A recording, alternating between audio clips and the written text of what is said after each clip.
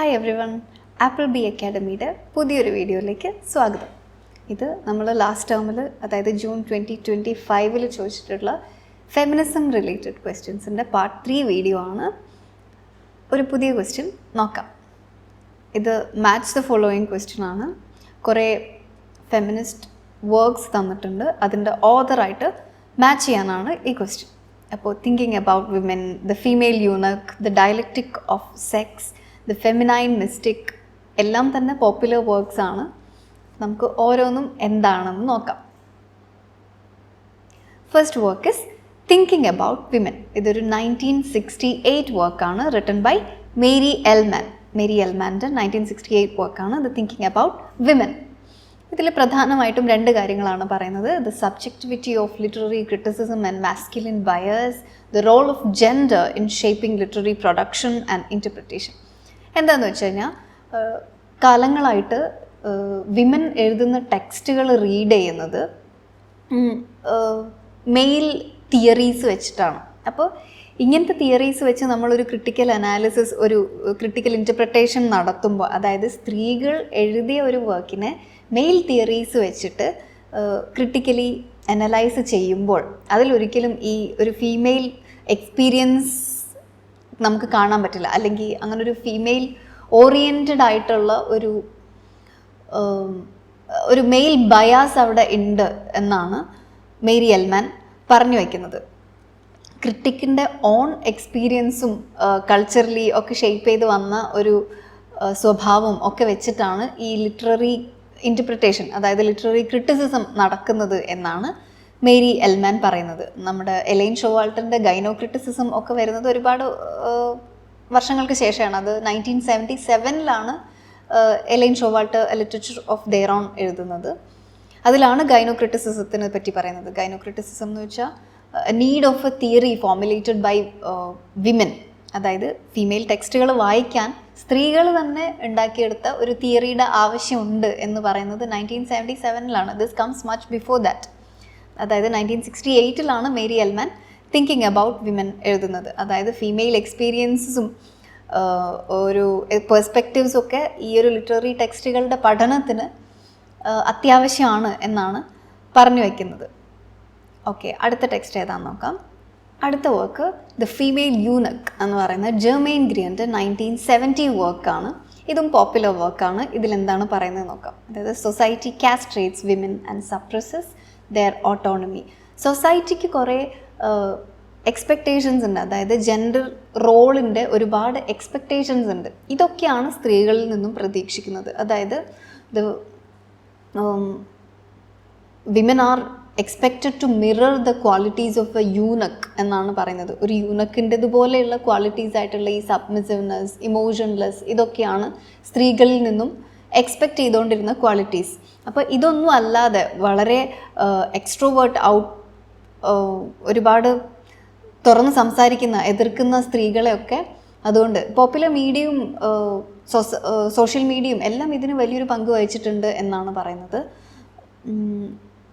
Independent ആവാൻ ശ്രമിക്കുന്ന സ്ത്രീകളെ ഒക്കെ സബ്മിസീവായിട്ട്, ഐ മീൻ നിങ്ങളൊന്നും the qualities of a woman fulfil ചെയ്യുന്നില്ല എന്ന് പറഞ്ഞിട്ട് റെഗുലേറ്റ് ചെയ്യാൻ കാരണമായിട്ടുണ്ട് എന്നാണ് ജെർമെയിൻ ഗ്രിയർ ഇതിലൂടെ പറയുന്നത്. Reclaiming sexuality and personal agency leads to liberation. സ്ത്രീകളുടെ ലിബറേഷൻ ഒരു സെൽഫ് ഓട്ടോണമിയും ഇൻഡിപെൻഡൻസും ഒക്കെ ആയിട്ട് ഡീപ്ലി കണക്റ്റഡ് ആയിട്ട് ഇരിക്കുകയാണ് എന്നാണ് മറ്റൊരു കാര്യം ഇതിൽ പറയുന്നത്. അടുത്ത വർക്ക് നോക്കാം. അടുത്ത work the dialectic of sex എന്ന് പറഞ്ഞിട്ടുള്ള ഷൂലാമിത് ഫയർസ്റ്റോണിൻ്റെ 1970 വർക്കാണ്. ഇതിൽ പറയുന്നത് sexual class as the root cause of oppression എന്നാണ് പറയുന്നത്. അതായത് ഈ സെക്സ് ക്ലാസ്, അതായത് റീപ്രൊഡക്റ്റീവ് എബിലിറ്റിയുടെ ബേസിസിൽ നമ്മൾ സെക്സ് ക്ലാസ് ആയിട്ട് സ്ത്രീകളെ രണ്ടാം തരമായിട്ട് തരംതിരിച്ചതിൻ്റെ ഭാഗമായിട്ടുള്ള ഈ ഒരു ഒപ്രഷനാണ് മറ്റെല്ലാ ഹൈറാർക്കിയും, മറ്റെല്ലാ എക്കണോമിക് എക്സ്പ്ലോയിറ്റേഷൻ്റെയും മറ്റെല്ലാ ഓപ്പറേഷൻ്റെയും ഹൈറാർക്കിയുടെ എല്ലാം മുകളിൽ നിൽക്കുന്നത് ഈ സെക്ഷൽ ക്ലാസിനെ ബേസ് ചെയ്തിട്ടുള്ള ഈ തരംതിരിവാണ് എന്നാണ് ഷൂലാമിത് ഫയർസ്റ്റോൺ പറയുന്നത്. Technological emancipation and the liberation from reproduction. ഇതാണ് ഇതിനുള്ള ഒരു സൊല്യൂഷനായിട്ട് ഷുലാമിത് ഫയർസ്റ്റോൺ മുന്നോട്ട് വയ്ക്കുന്നത്. അതായത് ടെക്നോളജിക്കൽ അഡ്വാൻസ്മെൻറ്റ്സ് ഉപയോഗിച്ചിട്ട് നമ്മൾ ഈ ട്രഡീഷണൽ മെറ്റേണൽ റോൾസിൽ നിന്ന് ഒക്കെ പുറത്ത് കിടക്കുക, ഈ റീപ്രൊഡക്ഷൻ ഒരു ചോയ്സായി മാറുന്ന ഒരു സമൂഹമാണ് ഷുലാമിത് ഫയർസ്റ്റോൺ എൻവിഷൻ ചെയ്യുന്നത്. ഈ സ്ത്രീകൾക്ക് വേണമെങ്കിൽ മാത്രം റീപ്രൊഡ്യൂസ് ചെയ്യാം, അല്ലെങ്കിൽ ആർട്ടിഫിഷ്യൽ പ്രഗ്നൻസീസ്, ആർട്ടിഫിഷ്യൽ വൂംസ് ഒക്കെ യൂസ് ചെയ്യാം. അങ്ങനെ ടെക്നോളജി എല്ലാം യൂസ് ചെയ്തിട്ട് ഇതിനൊരു മാറ്റം കൊണ്ടുവരണം എന്നാണ്, അല്ലെങ്കിൽ അങ്ങനെയാണ് ഇതിനൊരു മാറ്റം വരാൻ പോകുന്നത് എന്നാണ് ഷുലാമിത് ഫയർസ്റ്റോൺ ദ ഡയലക്റ്റിക് ഓഫ് സെക്സിൽ പറയുന്നത്. ഇനി ഇതിൽ കൊടുത്തിരിക്കുന്ന ലാസ്റ്റ് ഓപ്ഷൻ നോക്കുക. അതായത് ദ ഫെമിനൈൻ മിസ്റ്റിക് എന്ന് പറയുന്ന ബെറ്റി ഫ്രീഡൻ്റെ 1963 വർക്കാണ്. ഇതിൽ 2 കാര്യങ്ങളാണ് പ്രധാനമായിട്ടും ബെറ്റി ഫ്രീഡൻ പറയുന്നത്. അതായത് the problem that has no name and unmasking the feminine mystique. The problem that has no name എന്ന് പറഞ്ഞ് ബെറ്റി ഫ്രീഡൻ ഐഡൻറ്റിഫൈ ചെയ്യുന്നത് വളരെ എല്ലാ മെറ്റീരിയൽ കംഫർട്ടും ഉള്ള ഒരു സ്ത്രീ, അതായത് വീട്ടിൽ വളരെ സുഖമായി ജീവിക്കുന്ന, അതായത് ജോലിയൊന്നുമില്ല, ഇനി ഹോം മേക്കർ, മെറ്റീരിയൽ കംഫർട്ട് ഉണ്ട്, വീട്ടിലെല്ലാ സുഖ സൗകര്യങ്ങളും ഉണ്ട്, പക്ഷേ എങ്കിൽ പോലും emotionally and financially dependent on their partners. അതായത് പുറത്തുനിന്ന് നോക്കുമ്പം എല്ലാം ഉണ്ട്, പക്ഷേ ഈ ഒരു ദർ ഈസ് എ പ്രോബ്ലം, അതിന് പേരൊന്നും വിളിക്കാൻ വയ്യ, പക്ഷേ there is an emotional and financial dependence on their partners or their husbands. ഈ ഒരു പ്രശ്നത്തിനെയാണ് the problem that has no name എന്ന് പറഞ്ഞിട്ട് ബെറ്റി ഫ്രീഡൻ ഐഡൻറ്റിഫൈ ചെയ്യുന്നത്. ഇങ്ങനെ ഒരു അവസ്ഥയിൽ ഒരു ലോസ് ഓഫ് ഐഡൻറ്റിറ്റിയും ഒരു വർത്ത്ലെസ്നെസ്സും ഫീൽ ചെയ്യും സ്ത്രീകൾക്ക് എന്നാണ് പറയുന്നത്. ഒരു ഐഡൻറ്റിറ്റി ക്രൈസിസ് വരും, ഐഡൻറ്റിറ്റി ഇഷ്യൂ വരും, നമുക്ക് വർത്ത്ലെസ്നെസ് ആയിട്ടുള്ള ഒരു സെൻസ് ഫീൽ ചെയ്യും എന്നാണ്.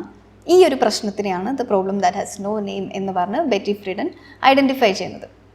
പിന്നെ അൺമാസ്കിംഗ് ദ ഫെമിനൈൻ മിസ്റ്റിക്, അതായത് certain gender roles are expected from women.